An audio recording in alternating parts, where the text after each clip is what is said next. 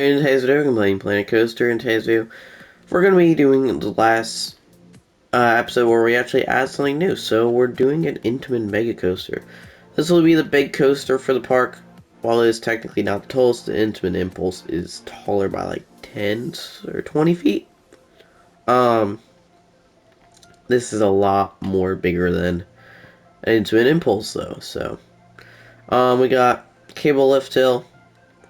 Go up the lift, and then it has a similar drop to Expedition G-Force at Holiday Park. This coaster is pretty much I pretty much just took its inspiration from the Superman clones and also Expedition G-Force for this ride.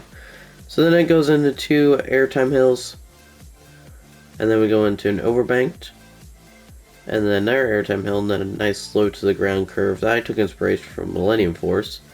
Another airtime hill, another airtime hill, and then a big helix. That's where I got inspiration. Took from the Superman the Ride clones. Another ejector airtime hill, and then just found curve into our brake run. It's a pretty long ride. It's about a minute and a half from first drop to brakes.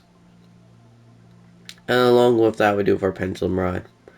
I might leave some of the custom support or some of the like stuff for the ride for the finishing touches episode, just to save on time due to well, time restraints.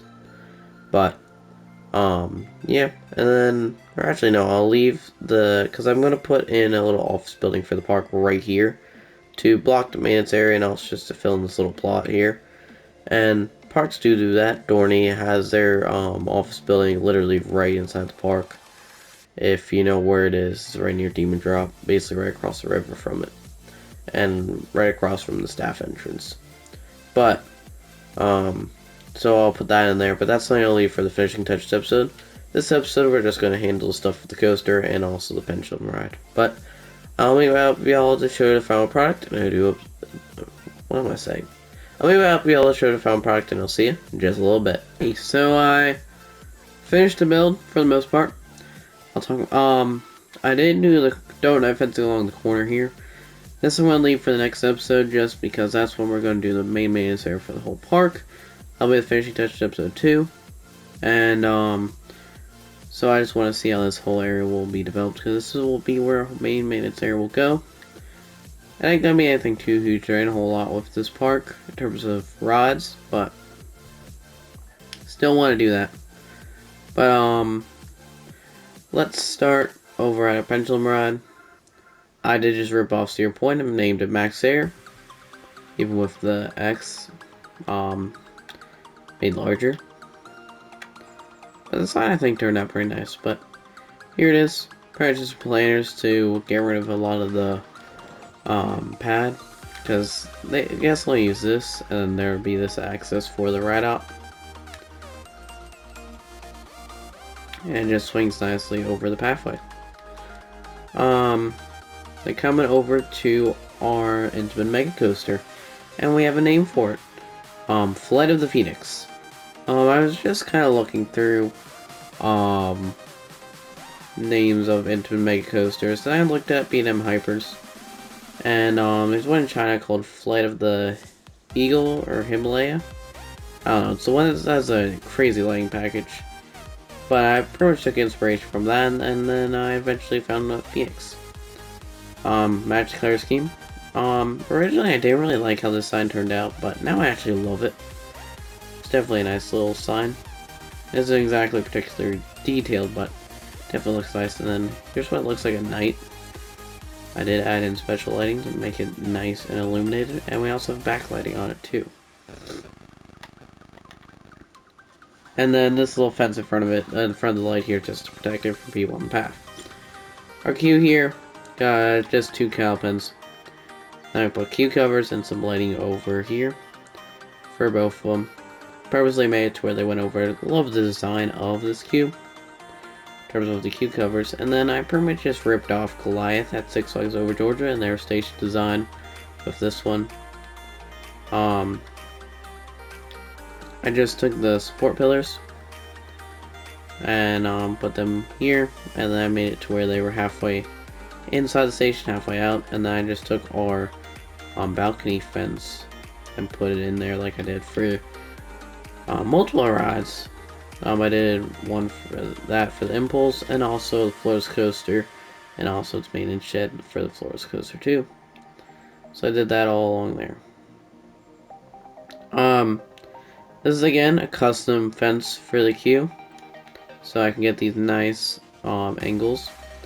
I'm honestly loving using these custom fences now. I'm probably going to continue doing that in the next series instead of just doing the in-game ones.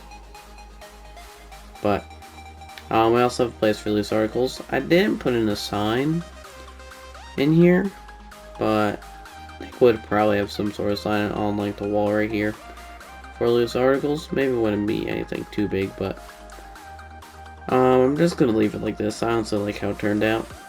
But we have a ton of capacity for stuff. There's a total of 20 crates there, and there's only a total of 36 rows.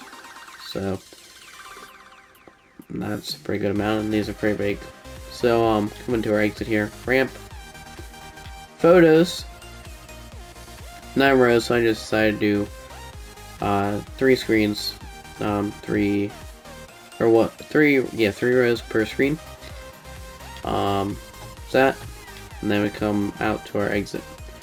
Over here feels like incomplete because this is where the office building is going to go, so I didn't actually finish it off. Also didn't fully do the maintenance area, but they wouldn't need to do much more than this, because this isn't going to be a full maintenance area. Just going to be a place to store the trains. And if you look at Millennium Force, this is pretty much all they have. Just one long track for the trains. And then you got this transfer track here. Same kind of idea of the Woody. Can't quite get the angle right with that, but that's something I can't change. Same thing as I said with the Woody that applies here. Coming to the actual ride area, our cable lift. First drop, this is where the photo is taken. We also have an access road for all of this back area of the ride.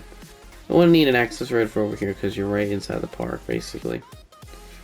Then we've got donut fencing and all the valleys, pretty much. Got our overbank here. This is the first of many because the supports on this isn't as extensive as the Woody, but it still is quite a bit. I don't know why I didn't put a support here, the game at least. I think it just didn't like the banking, which is just need to get or actually I like how it is right there. I was gonna say it needs to be slid over a little bit, but it's fine. Just high enough to where it doesn't need to be. Donut fencing. Our low to ground curve. Airtime mill. This is where we did put in a little concrete trough because it does bite into the ground a bit, but I definitely liked how this turned out. The donut fencing is a bit not the greatest, but I like how it turned out other than that, obviously. And then we come into our helix. Now this is where pretty much all the custom supports are than that first one. All of them are pretty much this. And while it may seem like very little room for clearance, it does have a pretty good amount of clearance. I pretty much just kind of copied what is on Superman's support structure for its helix, where you have the main supports going up to the top layer, and then the bottom layer also eats off of the main support. And I pretty much just did that all along here, but because of how the track is, and it's pretty much the same radius from top to the bottom, so I did need to angle it. And so that's how I ended up with these. And then when it came over here, I did need to modify it a bit to fit the path here. And I also put in the concrete wall like I did for the Vekoma family multi-launch coaster. Oh, but I do need to get rid of this. This is just I used for high tolerance. And this is another wonky support. Due to the fact that it couldn't go out like that, and also it couldn't go down like the other ones, due to a bit of different banking compared to the rest, and also the track right below here. It would have ended up just saying that if I went out like the rest of them. And then we just come out, dot fencing, and then we got our trim brakes. And then we got our less loaded grand curve, don't fencing, then also park border fence around here, and then that's our brake run. So that's going through the ride, and a whole lot else I have to say about it. And because the finishing touches episode will be the last one, I did find a name for the Woody we did in the last episode, and that is the Beast Wrath. I'm not entirely settled on it, but it's still alright in terms of a name. But I definitely love the Flight of the Phoenix and this coaster in general. This is my favorite coaster, I have to say now. But that'll be it for this episode. We will go for a ride on it. If you have enjoyed, make sure to like, subscribe. Do this next one. Bye!